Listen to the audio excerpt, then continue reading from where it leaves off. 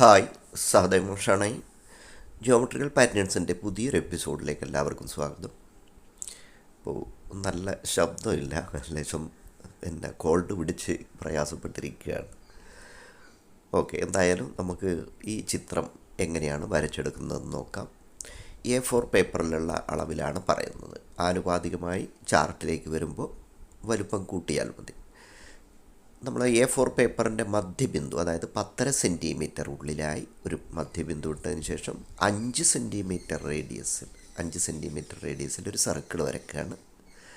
ആ സർക്കിളിനെ അതേ റേഡിയസ് കൊണ്ട് കട്ട് ചെയ്യുകയാണ്. പക്ഷേ കട്ട് ചെയ്യുന്ന ആദ്യത്തെ പോയിൻ്റ് ഇങ്ങനെ കൃത്യമായി 10.5 സെൻറ്റിമീറ്റർ തന്നെ അളന്നിട്ട് എങ്കിലേ നമുക്ക് കൃത്യമായി ചിത്രം നേരെ കിട്ടുമെന്നുള്ളതുകൊണ്ടാണ്.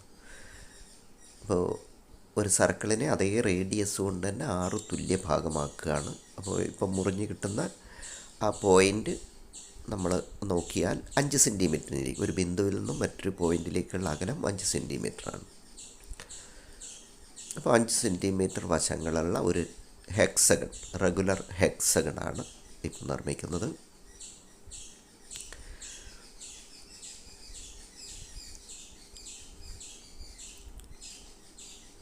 അപ്പോൾ ഹെക്സഗൺ ആകുമ്പോൾ അതിൻ്റെ ഏങ്കിളൊക്കെ, ഉൾക്കോണുകളൊക്കെ 120 ഡിഗ്രി വീതമായിരിക്കും. ഇനി ആ 5 സെൻറ്റിമീറ്റർ വശമുള്ള ലൈൻ ഓരോ സെൻറ്റിമീറ്ററിന് അടയാളപ്പെടുത്താണ്. 1, 2, 3, 4 അങ്ങനെ 4 പോയിൻ്റ് ഉണ്ടാകും. അപ്പോൾ അങ്ങനെ 6 ഭാഗത്തും ഓരോ സെൻറ്റിമീറ്ററിന് കൃത്യമായി പോയിൻ്റ് ഇടുക.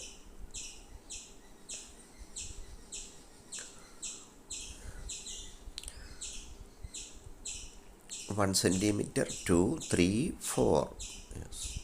അപ്പോൾ ഒരറ്റത്ത് 0-ഉം മറ്റേ അറ്റത്ത് 5-ഉം വെച്ചിട്ട് ഈ രൂപത്തിൽ അടയാളപ്പെടുത്തിയാൽ മതി. ഇനി ഇത്തവണ sketch pen, black sketch pen കൊണ്ടാണ് വരയ്ക്കുന്നത്. 5 സെൻറ്റിമീറ്റർ റേഡിയസിൽ ആ മൂലയിൽ നിന്ന്, ആ ശീർഷത്തിൽ നിന്ന് കേന്ദ്രമാക്കിക്കൊണ്ട് വൃത്തഭാഗം വരയ്ക്കുകയാണ്. അങ്ങനെ ഓരോ മൂലയിൽ നിന്നും വരയ്ക്കുക.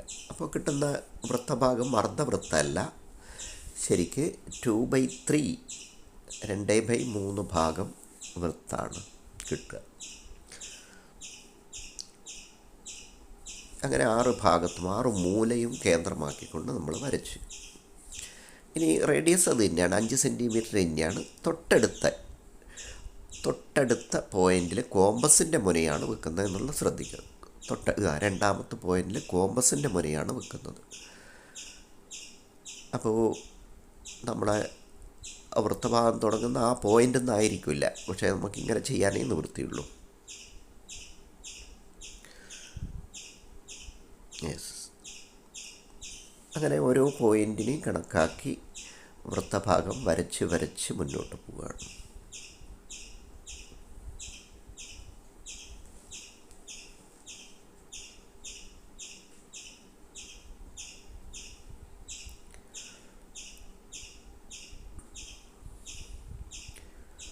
ഒന്നും കൂടെ ശ്രദ്ധിക്കേണ്ടത്, നമ്മൾ കോമ്പസിൻ്റെ മുന കുത്താൻ വേണ്ടിയാണ് അവിടെ പോയിൻ്റ് ഇട്ടത്.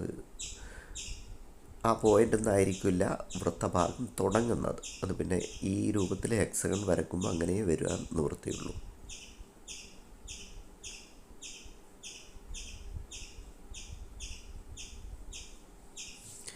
ആ ഹെക്സഗണിൻ്റെ ഉള്ളിലേക്ക് വൃത്തത്തിൻ്റെ ഭാഗം വരരുത്, അവിടെ കറക്റ്റായിട്ട് കൺട്രോൾ ചെയ്ത് പിടിക്കുക.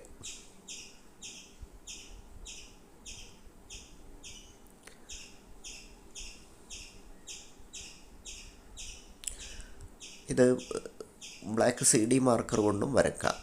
ഞാൻ ഒന്നും കൂടെ ഡാർക്കാക്കി വരയ്ക്കാൻ വേണ്ടിയിട്ടാണ് സ്കെച്ച് പെന്ന് ഉപയോഗിക്കുന്നത്.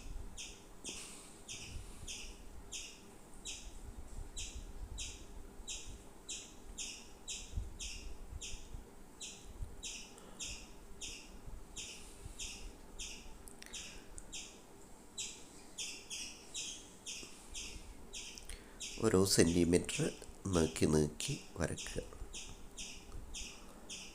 അപ്പോൾ പുറത്തുണ്ടാകുന്ന രൂപം ഇതാ ഒരു രസകരമായൊരു രൂപമാണ് നമുക്ക് കിട്ടുക.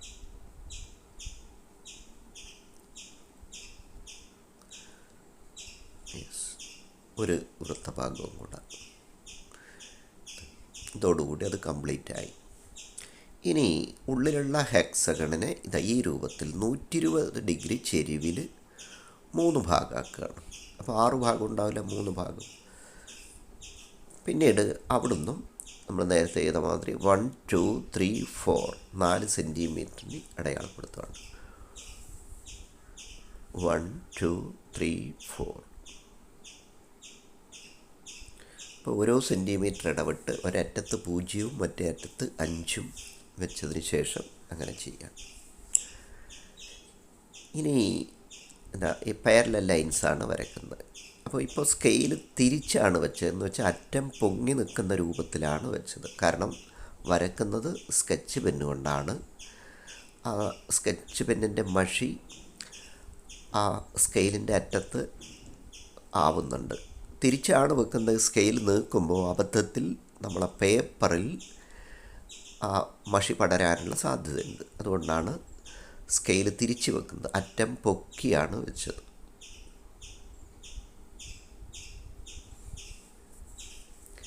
സമാന്തരമായ വരകളാണ്. ഇനി അത് തിരിച്ചും കട്ട് ചെയ്യേണ്ടതുണ്ട്. തിരിച്ചും കട്ട് ചെയ്യും. അപ്പോൾ വരക്കുന്ന വരകളുടെ എല്ലാം ലെങ്ത്ത് 5 സെൻറ്റിമീറ്ററാണ്. ഇപ്പോൾ ഒരുപാട് സമഭുജ സാമാന്ത്രികങ്ങൾ ചെറിയ റോംബസ് ആയിട്ട് തിരിയുന്നത് കാണുന്നുണ്ടാവും.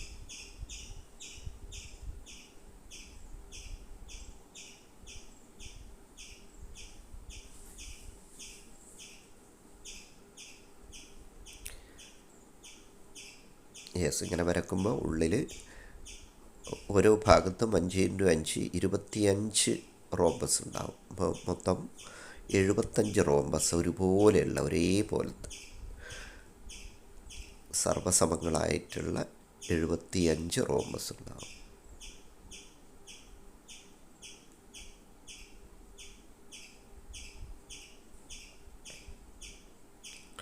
ആ പെൻസിൽ കൊണ്ട് നമ്മൾ മാർക്ക് ചെയ്ത് ആ പോയിൻ്റ് മാർക്ക് ചെയ്ത് അതിലൂടെയാണ് വരക്കുന്നത്. കാരണം എല്ലാ വരയും ബ്ലാക്ക് ആക്കി മാറ്റുകയാണ്.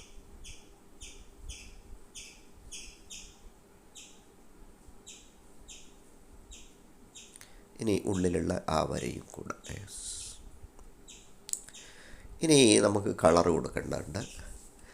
കളർ കൊടുക്കാൻ ഈ ബ്രഷ് പെന്നാണ് ഉപയോഗിക്കുന്നത്. ആദ്യത്തെ 1 വിട്ടതിന് ശേഷം പിന്നെ അതിൻ്റെ തൊട്ട് താഴെയായി കോണോട് കോണ് വരുന്ന രൂപത്തിൽ യെല്ലോ അടയാളപ്പെടുത്തുകയാണ്. അപ്പോൾ ഒരു ഭാഗത്ത് 2 എണ്ണമാണ് ഉണ്ടാകുക. അപ്പോൾ മൊത്തം 6 കളങ്ങൾ യെല്ലോ ആയിരിക്കും.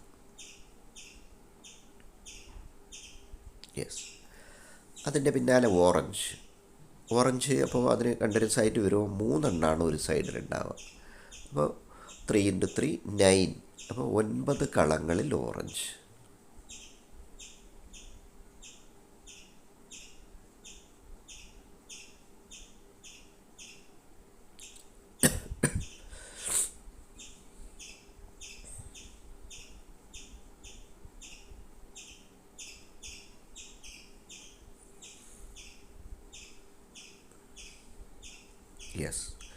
ഓറഞ്ച് കംപ്ലീറ്റ് ആയി. ഇനി റെഡാണ്. അങ്ങനെയാണെങ്കിൽ റെഡ് ഓരോ സൈഡിലും 4 എണ്ണം വീതമാണ് ഉണ്ടാവുക. അപ്പോൾ 4x3 12 റെഡ്. അതിനുശേഷം ബ്രൗണാണ്. ബ്രൗണ് ഓരോ സൈഡിലും 5 ആണ് ഉണ്ടാവുക. അപ്പോൾ 5 3 15 ബ്രൗൺ. വീണ്ടും റെഡാണ്, തിരിച്ചു വരികയാണ്. അപ്പോൾ അത് 4 എണ്ണം വീതം, 4 3 12. ഇനി ഓറഞ്ച് 3x3 9. അതിനുശേഷം യെല്ലോ ഓരോ ഭാഗത്തും 2. ഇനി നോക്ക്, പുറത്ത് ബ്ലാക്ക് ആൻഡ് വൈറ്റാണ് കൊടുക്കുന്നത്. 1 ഇടവിട്ട് ബ്ലാക്കും വൈറ്റും വരുന്ന രൂപത്തിൽ കളം കണക്കാക്കിക്കൊണ്ട് ചെയ്യുക. അപ്പോൾ ആ മുനയിൽ നിന്നാണ്, ഇപ്പോൾ ഒരു മൂലയിൽ നിന്നാണ് തുടങ്ങുന്നതെങ്കിൽ സൗകര്യമുണ്ട്. അവിടെ 5 എണ്ണം ഉണ്ടാവും. 5ാമത്തത് വലുതായിട്ട് പരന്നിട്ടാണ് ഉണ്ടാകുക. അപ്പോൾ ഇതാ ഓരോ മൂലയിലും അതുപോലെ ഒരു സൈഡിലും ചെയ്തെടുത്താൽ ഇങ്ങനെയാണ് ഉണ്ടാകുക. അപ്പോൾ അങ്ങനെ വരുമ്പം എല്ലാ സൈഡിലും നമുക്ക് ചെയ്തെടുത്താൽ എങ്ങനെയാണ് ഉള്ളത് നോക്കാം. അപ്പോൾ ബ്ലാക്ക് ആൻഡ് വൈറ്റ് ആണ്. നിങ്ങളുടെ കയ്യിൽ ചിലപ്പം ബ്ലാക്ക് സ്കെച്ച് പെന്നാണെങ്കിൽ അത് കൊണ്ടു കൊടുക്കുക. ഇനി മാർക്കറാണെങ്കിൽ അത് കൊണ്ടു കൊടുക്കുക. എന്താണോ കളർ കയ്യിലുള്ളത് അത് കൊണ്ട് കൊടുത്താൽ ഇതാ മുഴുവൻ ചെയ്തെടുത്താൽ ഇങ്ങനെ ഒരു മനോഹരമായൊരു രൂപമാണ്. ഉള്ളിൽ കളറും പുറത്ത് ബ്ലാക്ക് ആൻഡ് വൈറ്റുമായിട്ട് നിൽക്കുന്നതായിട്ട് കാണാം. അപ്പോൾ എല്ലാവരും നന്നായിട്ട് വരക്കുക. ചാർട്ടിലേക്ക് വരക്കുമ്പോൾ ഇതിനെ ആനുപാതികമായി വലുപ്പത്തിലെടുത്താൽ മതി. അങ്ങനെ ചെയ്യുന്ന സമയത്ത് സംശയം ചോദിച്ചു കഴിഞ്ഞാൽ കൃത്യമായിട്ട് പറഞ്ഞുതരാം. ഓക്കെ, അടുത്ത വീഡിയോയിൽ വീണ്ടും കാണാം.